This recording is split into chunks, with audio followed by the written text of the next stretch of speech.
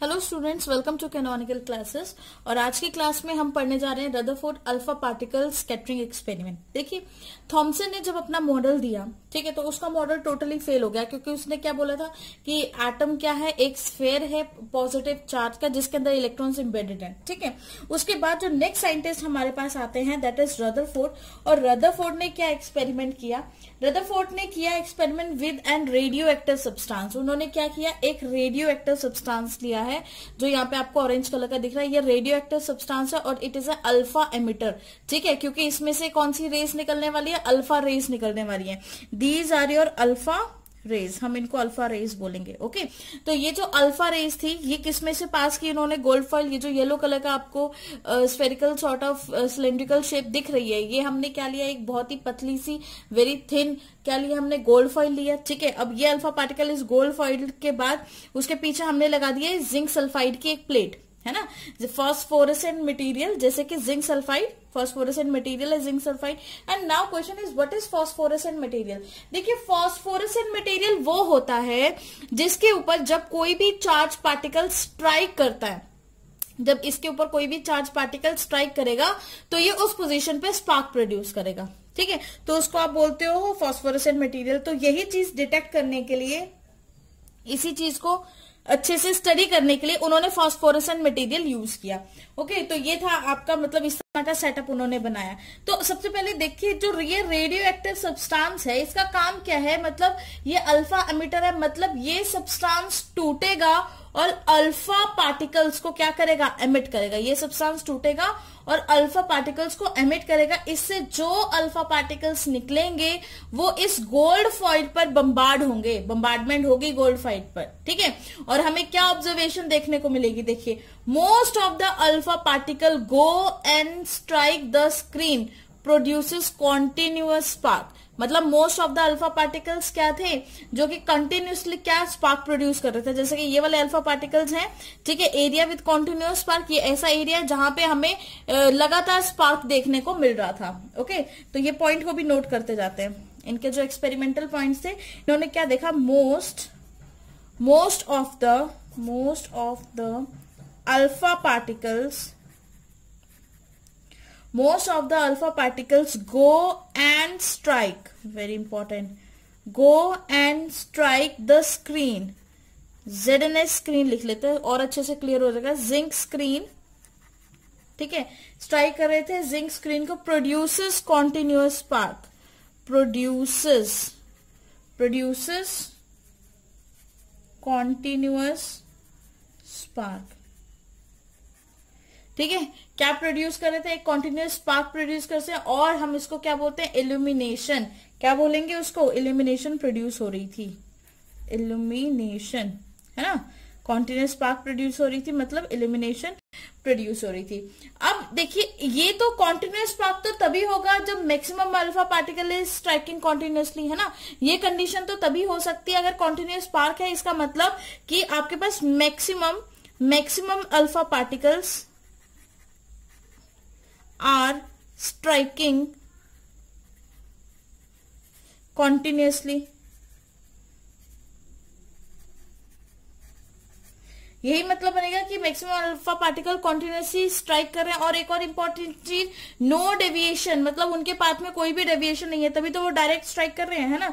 तो इसको ये भी लिख सकते हैं, एंड नो डेविएशन, कोई भी डेविएशन उनको देखने को नहीं मिल रही in their path, no deviation is present in their path. इसीलिए तो अल्फा पार्टिकल्स डायरेक्टली क्या हो रहे हैं?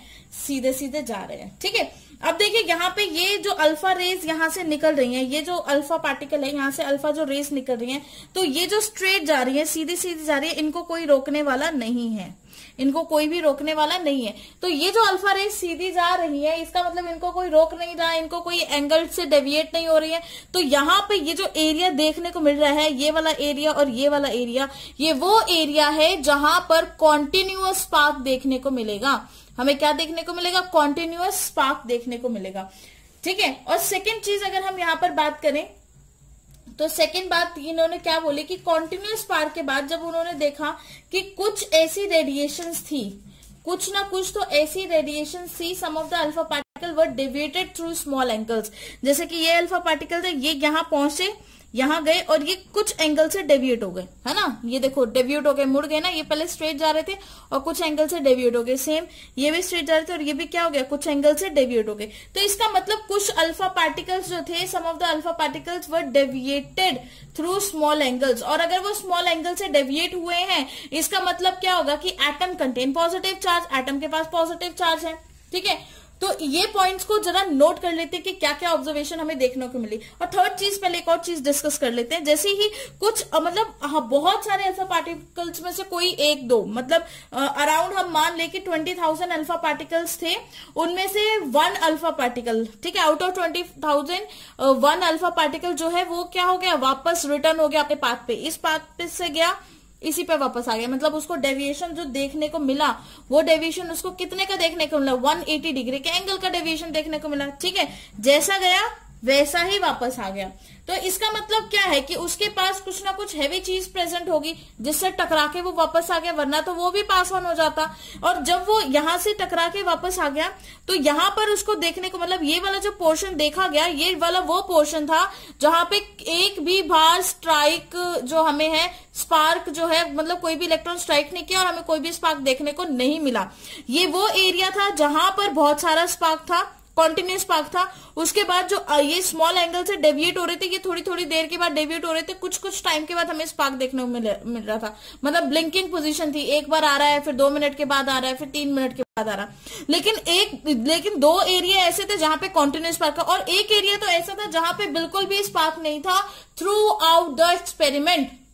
मतलब पूरा एक्सपेरिमेंट हो गया लेकिन वहां पर फिर भी स्पार्क प्रोड्यूस नहीं हुआ। वो स्पेस एज इट इज, वो place as it is dark रहा, वो जगह एज इट इज डार्क रही, ठीक है। इसीलिए लिखा एरिया विदाउट स्पार्क, मतलब dark area.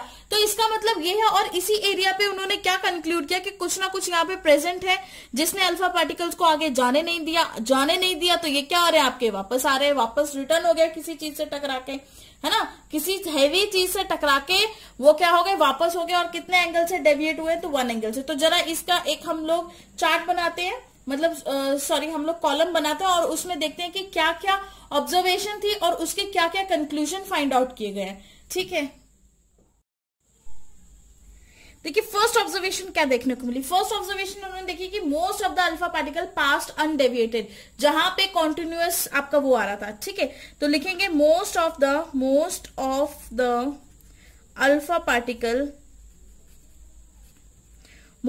Alpha particle past undeviated pass हुए हैं through a gold foil,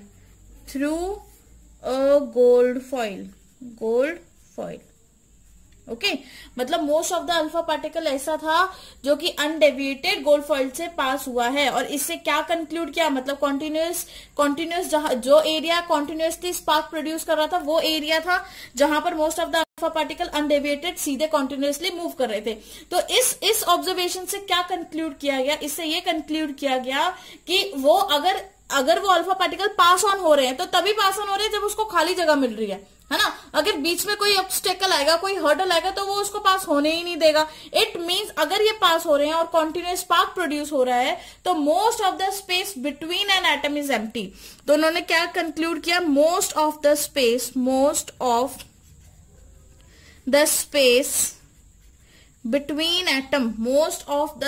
between an atom is empty. बहुत सारी स्पेस उस एटम के बीच में कैसी है, खाली स्पेस पड़ी हुई है, ठीक है। सेकंड पॉइंट की बात करें, सेकंड ऑब्जर्वेशन उन्होंने क्या देखी कि कुछ ऐसा एरिया था जहां पे थोड़ी थोड़ी देर के बाद स्पार्क आ रहा था, मतलब 5 मिनट्स के बाद या 10 मिनट्स के बाद आपको वहां चमक दिखाई दे रही थी, कॉन्टिन्यूअस नहीं थी, डिसकॉन्टिन्यूअस थी, ठीक है। तो इसका मतलब क्या था कि कुछ सम ऑफ द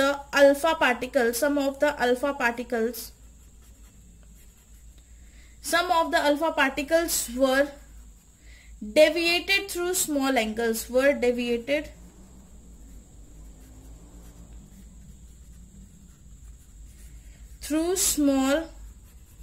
angles, कुछ अल्फा पार्टिकल्स जो थे वो छोटे छोटे एंगल से डिफ्लेक्ट हो गए। अब मैं आपको यहां पर ये बता दूं कि जो अल्फा पार्टिकल्स होते हैं, alpha particles are positive rays, positive charged rays. Alpha particles क्या होते हैं? अल्फा पार्टिकल्स आपके पॉजिटिव चार्ज रेज होते हैं। और अगर पॉजिटिव चार्ज रे डिफ्लेक्ट हुआ है, इसका मतलब ये है कि वहां पर उसके सेंटर में कुछ ना कुछ पॉजिटिव चार्ज प्रेजेंट है, तभी वो डिफ्लेक्ट हुआ है। क्योंकि हम बोलते हैं ना कि opposite charges attract each other and same charges repel each other, है ना। तो यहां से हमें ये पता है कि जो हमारा अल्फा पार्टिकल है दैट इज पॉजिटिवली चार्ज, तो इट मीन्स जैसे ही कुछ एंगल से डेविएशन शो देखने को मिला है, इसका मतलब ये पॉजिटिव रे डेविएट होगी। और पॉजिटिव रे तो तभी डेविएट हो सकती है जब उसको रास्ते में कोई पॉजिटिव मिल जाए, है ना। तो यहां से उन्होंने ये कंक्लूड किया that is atom contain positive charge, है ना। क्या कंक्लूड किया? Atom contains positive charge, positive charge, atom के पास पॉजिटिव चार्ज है, एटम के अंदर पॉजिटिव चार्ज है, ये कंक्लूजन थी। नेक्स्ट जो हमें एक एरिया ऐसा भी देखने को मिला सॉरी, एक एरिया हमें ऐसा भी देखने को मिला जहां पे डार्कनेस थी, मतलब वहां पर कोई भी थ्रू आउट द एक्सपेरिमेंट, पूरे एक्सपेरिमेंट के अंदर कोई भी लाइट प्रोड्यूस नहीं हुई, कोई भी स्पार्क प्रोड्यूस नहीं हुई, कोई भी चमक वहां पर प्रोड्यूस नहीं हुई, ठीक है। वो एरिया डार्क था। तो ऐसा क्यों था? देखिए, हम बात करें कि आउट ऑफ, मतलब बहुत ही कुछ फ्यू, अ वेरी फ्यू, इसको लिखते हैं a very few that is कैसे बराबर, कैसे माना जाए? 1 out of 20,000, है ना। 1 out of 20,000 अल्फा पार्टिकल्स, ठीक है, 20,000 में से कोई एक alpha particles were deviated back to their original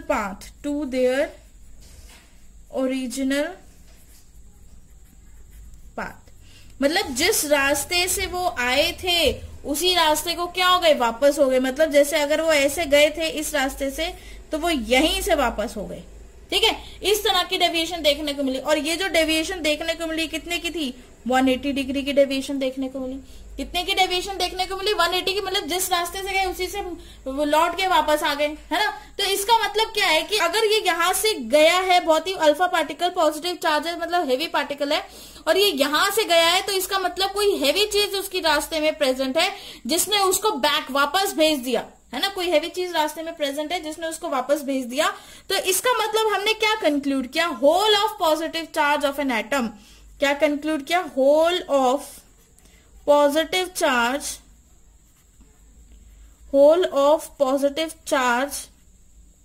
of an atom is concentrated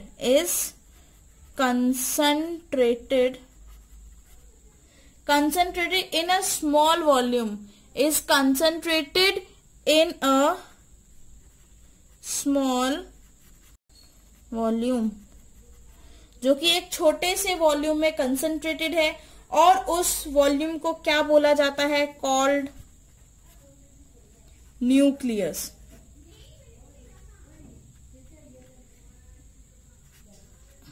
क्या बोला जाता है उस वॉल्यूम को? न्यूक्लियस बोला जाता है। वेरी वेरी इंपॉर्टेंट, ठीक है। तो क्या बोला गया, क्या समझा गया इससे? कि जहां पर डार्क एरिया है इट मीन्स वो अल्फा पार्टिकल वहां तक पहुंचा ही नहीं, क्योंकि अगर अल्फा पार्टिकल पहुंचता तो वहां पे स्पार्क जरूर प्रोड्यूस होता, because alpha particle is a charge particle. और जिंक सल्फाइड प्लेट के ऊपर हमने जिंक सल्फाइड प्लेट जो थी वो एक फॉस्फोरेसेंट प्लेट थी, ठीक है। तो कोई भी चार्ज पार्टिकल अगर उस पर टकराता तो स्पार्क जरूर, लाइट जरूर प्रोड्यूस होती। लेकिन क्योंकि ये चार्ज पार्टिकल है फिर भी इसने स्ट्राइक नहीं कर पाया, मतलब उस पर चार्ज प्रोड्यूस नहीं कर पाया। इसका मतलब ये वहां तक पहुंचा ही नहीं है, और इसको पहुंचा ही नहीं है तो इसको रोकने वाला कौन है? मतलब ये जो सेंटर वाला पार्ट है इस पर कोई भी लाइट जनरेट नहीं हो रही है ना।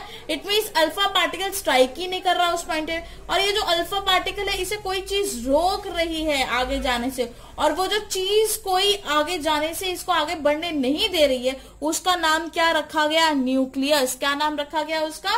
न्यूक्लियस। और इस अल्फा पार्टिकल के रास्ते में हमें ये भी पता है कि अल्फा पार्टिकल के रास्ते में कोई बहुत ही स्ट्रॉन्ग पॉजिटिव चार्ज आया होगा, वेरी इंपॉर्टेंट, कोई बहुत ही स्ट्रॉन्ग पॉजिटिव चार्ज आया है तभी ये रुक पाया, वरना तो ये इसे रोकना पॉसिबल नहीं था क्योंकि ये फास्ट मूविंग अल्फा पार्टिकल्स थे। ठीक है, तो स्ट्रॉन्ग पॉजिटिव चार्ज कैसे, जो कि क्योंकि हमने गोल्ड फॉइल लिए थे। हम जनरली अगर बात करें तो अल्फा पार्टिकल्स होता क्या है, सिंपली अगर हम बात करें तो जो अल्फा पार्टिकल्स है वो आपके क्या होंगे, He2 पॉजिटिव, मतलब डबली आयोनाइज्ड हीलियम, डबली आयोनाइज्ड हीलियम। ठीक है, डबली आयोनाइज्ड हीलियम को आप क्या बोलते हो, अल्फा पार्टिकल, मतलब हीलियम का एटॉमिक नंबर 2, मतलब 2 इलेक्ट्रॉन, दोनों के दोनों इलेक्ट्रॉन उसने लूज किया तो 2 पॉजिटिव उसके ऊपर चार्ज आ गया और वो क्या बन गया, आपका अल्फा पार्टिकल बन गया। ठीक है, अब ये डबली आयोनाइज्ड हीलियम किसको स्ट्राइक कर रहा था, गोल्ड को। किसको स्ट्राइक कर रहा था, गोल्ड को, जिसका एटॉमिक नंबर क्या था, 79, मतलब 79 प्रोटॉन्स थे उसके अंदर, और 79 प्रोटॉन्स मतलब हैवी पॉजिटिव चार्ज है ना, more strong positive charge, more strong, ये ज्यादा पावरफुल था, इसीलिए तो इसने उसे धक्का मार के वापस कर दिया। इफ दिस पॉजिटिव चार्ज, अगर ये पॉजिटिव चार्ज स्प्रेड होता, मतलब मान लो कि जो गोल्ड फॉइल था उसमें अगर ये पॉजिटिव चार्ज स्प्रेड होता तो जो अल्फा पार्टिकल्स वापस नहीं आता, ये जो अल्फा पार्टिकल वापस आया ना, ये वापस नहीं आता, ये क्या करता, छोटे छोटे एंगल से डेविएट हो जाते हैं अलग अलग डायरेक्शन में। ठीक है, तो इसका मतलब तो अल्फा पार्टिकल अगर वापस नहीं आता तो डेविएट हो जाता, और अल्फा रिटर्न हो रहा है तो इसका मतलब ये है कि गोल्ड का सारा पॉजिटिव चार्ज एक ही जगह पे कंसंट्रेटेड है ना, सारा पॉजिटिव चार्ज जो है उसका एक ही जगह पे कंसंट्रेटेड है, या हम बोले तो एक ही जगह पे बैठा हुआ है, जिस जगह को हमने क्या नाम दे दिया, हमने इसको नाम दे दिया न्यूक्लियस। क्या नाम दे दिया इसको, न्यूक्लियस बोल दिया गया। और यहां से हमने क्या कंक्लूड किया कि from here we concluded that कि एटम का पूरा पॉजिटिव चार्ज एक छोटे से रीजन में कंसंट्रेटेड होता है और उस रीजन को न्यूक्लियस बोला जाता है। Very very important. ठीक है, तो चलिए अब डिस्कस कर लेते हैं रदरफोर्ड एटॉमिक मॉडल की उसने एटॉमिक मॉडल के बारे में क्या बोला था, उसका एटॉमिक मॉडल की क्या क्या चीजें बताई। तो फर्स्ट जो उन्होंने बोला कि atom contains electrons and protons, उन्होंने क्या बोल दिया कि एटम जो है उसके अंदर इलेक्ट्रॉन्स भी होते हैं और प्रोटॉन्स भी होते हैं। सेकेंड पोस्टुलेट जो उन्होंने दिया था दैट वाज कि जितना भी पॉजिटिव चार्ज है एटम का is concentrated in a small region, है ना, तो इसको लिखते हैं होल पॉजिटिव चार्ज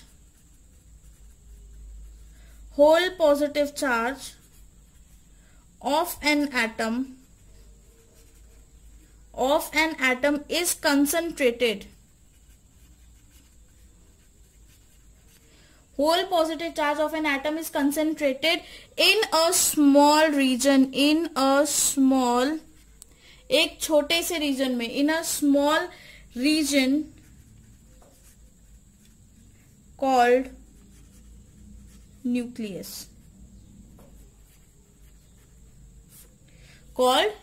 उस छोटे से रीजन में कंसंट्रेट होगा जिसका नाम क्या रखा गया, न्यूक्लियस रखा गया। ठीक है, थर्ड पॉइंट जो उन्होंने डिस्कस किया था अपने मॉडल में वो क्या था कि जो साइज है न्यूक्लियस का is very very small.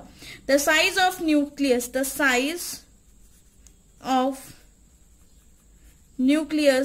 Is very very small, बहुत ज्यादा छोटा साइज है। ठीक है, किसके कंपेयर करके हमने छोटा बताया, as compare to size of किसका, as compare to size of an atom. अगर हम एक एटम की बात करें और उसके न्यूक्लियस की बात करें तो न्यूक्लियस का साइज सबसे ज्यादा छोटा होता है। तो मतलब कितना छोटा होता है, तो रेडियस अगर हम बोले न्यूक्लियस का तो कितना होगा, देखिए जो रेडियस है of nucleus, radius of nucleus is equal to 10⁻⁻15 metres, है ना। रेडियस कितना होगा, 10⁻⁻15 मीटर्स हो गया। और रेडियस अगर हम एटम की बात करें, रेडियस ऑफ एटम, और हम अगर देखें एटम का रेडियस होगा 10⁻10 मीटर्स, इतना। मतलब एटम का न्यूक्लियस कि कितने का डिफरेंस आ रहा है, 5 का ही डिफरेंस आ रहा है ना। तो इसका मतलब क्या है कि एटम का जो न्यूक्लियस है 1 लाख गुना बड़ा होता है ना। एटम जो है, ठीक है, न्यूक्लियस से 1 लाख गुना बड़ा होता है। एटम का जो न्यूक्लियस है वो एटम का न्यूक्लियस इज कंफ्यूजिंग वर्ड, ऐसे बोलते हैं कि एटम जो है उससे न्यूक्लियस जो है उससे वो क्या होगा आपका, एटम न्यूक्लियस से 1,00,000 गुना बड़ा होगा। क्लियर है ये बात। तो अगर हम रेडियस की बात करें न्यूक्लियस की, तो रेडियस ऑफ न्यूक्लियस मतलब क्या, उसको कैसे फाइंड आउट करते हैं, देखिए radius of nucleus is equal to r0a⁻1/3। ठीक है, ये फॉर्मूला होता है जहां पे r0 की जो वैल्यू होगी दैट इज 1.33 इंटू 10⁻⁻13 सेंटीमीटर, ये गिवन होगी। और यहां पर जो a है, a क्या रिप्रेजेंट कर रहा है, a is representing your mass of element, है ना, मास नंबर, मतलब क्या रिप्रेजेंट करेगा, mass number of an element, किसी भी एलिमेंट का क्या मास नंबर रिप्रेजेंट करेगा। ओके, नेक्स्ट फोर्थ पॉइंट इन्होंने क्या डिस्कस किया था, फोर्थ पॉइंट जो इन्होंने डिस्कस किया था वो इनके फेलियर का रीजन बन गया था। रदरफोर्ड मॉडल का जो फोर्थ पॉइंट है वो उनके फेलियर का रीजन था, बहुत तगड़ा रीजन बन गया था। ठीक है, तो वो पॉइंट क्या था, उन्होंने बोला कि electron revolve around the nucleus, the electron जो इलेक्ट्रॉन है, ठीक है, ये नहीं लिखते, इलेक्ट्रॉन्स लिखते हैं, electrons revolve around the nucleus, जो इलेक्ट्रॉन है वो न्यूक्लियस के चारों तरफ घूम रहे हैं in a circular path, in circular path.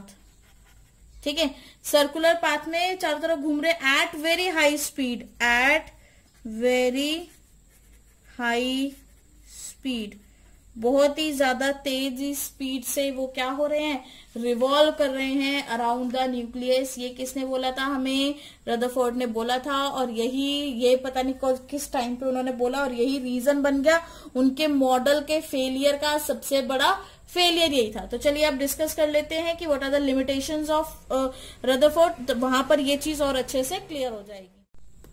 तो देखिए रदरफोर्ड ने क्या बोल दिया था लिमिटेशंस में, सबसे फर्स्ट लिमिटेशन इसकी यही आती है कि रदरफोर्ड ने बोला कि भाई इलेक्ट्रॉन जो है वो अराउंड द न्यूक्लियस क्या कर रहा है, रिवॉल्व कर रहा है, एटम में न्यूक्लियस के चारों तरफ घूम रहा है। लेकिन हमारे जो साइंटिस्ट है मैक्सवेल, अकॉर्डिंग टू हिम जब कोई चार्ज पार्टिकल किसी और चार्ज पार्टिकल की फील्ड में मूव कर रहा है तो इट कॉन्टिन्यूसली एमिट एनर्जी, वो कॉन्टिन्यूसली एनर्जी को रिलीज करेगा इन अ फॉर्म ऑफ रेडिएशन। ठीक है, सपोज ये आपका न्यूक्लियस है, दिस इज योर न्यूक्लियस, है ना, और इसके चारों तरफ ये आपका इलेक्ट्रॉन रिवॉल्व कर रहा है, यहाँ पर ये इलेक्ट्रॉन क्या कर रहा है, रिवॉल्व। तो ये न्यूक्लियस है, न्यूक्लियस के ऊपर पॉजिटिव चार्ज है और इलेक्ट्रॉन के ऊपर नेगेटिव चार्ज है। तो मतलब एक चार्ज पार्टिकल दूसरी चार्ज पार्टिकल की फील्ड में जब रिवॉल्व करता है अकॉर्डिंग टू मैक्सवेल, तो वो क्या करता है, एनर्जी को एमिट करेगा। अभी हाइयर एनर्जी की वजह से इसका ये ऑर्बिट है, फिर इसका ऑर्बिट चेंज होता रहेगा, एनर्जी एमिट होती जा रही है, एट लास्ट वो इसमें गिर जाएगा। ठीक है, अगर कोई चार्ज पार्टिकल दूसरे चार्ज पार्टिकल के फील्ड में मूव करता है तो एनर्जी एमिट होती है, ये मैक्सवेल पहले बता चुके थे। ठीक है, तो जो रदरफोर्ड था वो इस थ्योरी को प्रूव नहीं कर पाए, वो अपना ये कंसेप्ट क्लियर यहां पर नहीं कर पाए और ना मैक्सवेल को गलत साबित कर पाए, मैक्सवेल के इस क्वेश्चन का आंसर नहीं दे पाए। तो इसको जरा लिखते हैं कि अकॉर्डिंग टू मैक्सवेल, मैक्सवेल ने क्या बोला था, अकॉर्डिंग टू मैक्सवेल मैक्सवेल के अकॉर्डिंग, मतलब मैक्सवेल ने यहाँ पे बहुत बड़ा रोल प्ले किया उनका मॉडल फेल करने के लिए, है ना। A charge particle in motion, according to Maxwell, a charge particle in motion, मतलब जब कोई भी चार्ज पार्टिकल मोशन में होता है अंडर द इन्फ्लुएंस ऑफ किसके इन्फ्लुएंस में है, दूसरे चार्ज के, है ना, under the influence of another charge particle, किसी और चार्ज पार्टिकल के इन्फ्लुएंस में है, another charge particle will emit energy in form of radiation. क्या करेगा वो, will emit energy in form of radiation. किसकी फॉर्म में वो एनर्जी को एमिट करेंगे, रेडिएशन की फॉर्म में वो एनर्जी को एमिट करेंगे, वेरी वेरी इंपॉर्टेंट। ठीक है, और जब एक इलेक्ट्रॉन है, an electron is a charge particle, electron तो क्या होता है आपका, चार्ज पार्टिकल होता है ना, तो यही पॉइंट लिखते हैं यहाँ पे, an electron is a charge particle electronic charge particle है इन मोशन, वो क्या होता है, इलेक्ट्रॉनिक चार्ज पार्टिकल है मूविंग अराउंड द न्यूक्लियस। क्या लिखा हमने, electron is a charge particle moving around the nucleus, moving around the nucleus. और जब वो न्यूक्लियस के अराउंड मूव करेगा it must also emit energy, तो उसको भी एनर्जी क्या करनी पड़ेगी, एमिट करनी पड़ेगी। It must also emit energy, है ना। तो उनको भी क्या करना पड़ेगा, उनको भी एनर्जी की एमिशन करनी पड़ेगी यहाँ पर, मतलब इलेक्ट्रॉन भी एनर्जी का एमिट करेगा, और वो भी कैसे करेगा, कॉन्टिन्यूअसली करेगा, कॉन्टिन्यूअसली, ठीक है, continuously. And if it does so, और अगर वो ऐसा करता है, and if it does so, और अगर ऐसा होता है, then it can not maintain radius of its path, very important, then it cannot maintain, then it cannot maintain radius of its path। तो वो क्या मेंटेन नहीं करता, अपने पाथ का रेडियस मेंटेन नहीं कर पाएगा, and it will ultimately fall into the nucleus, and it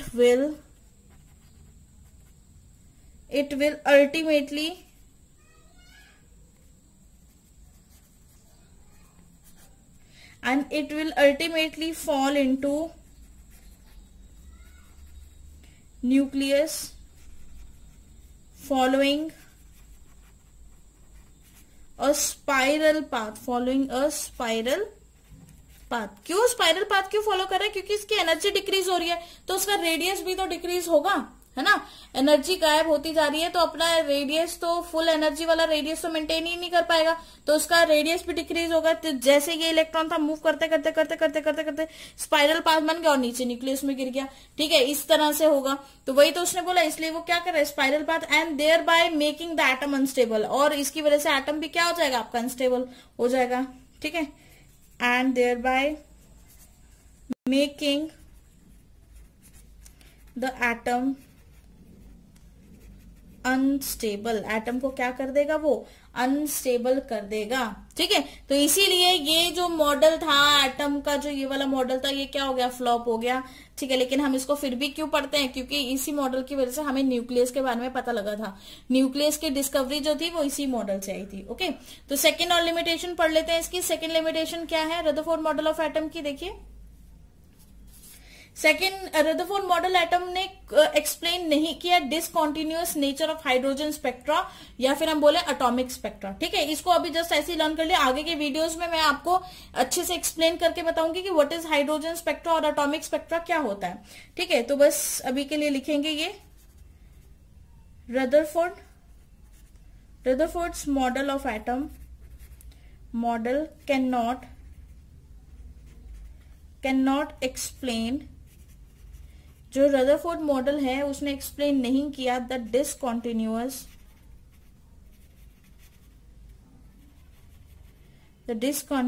nature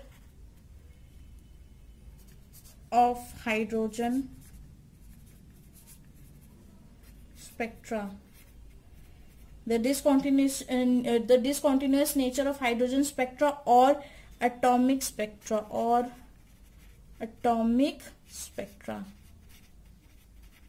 very very important, ठीक है।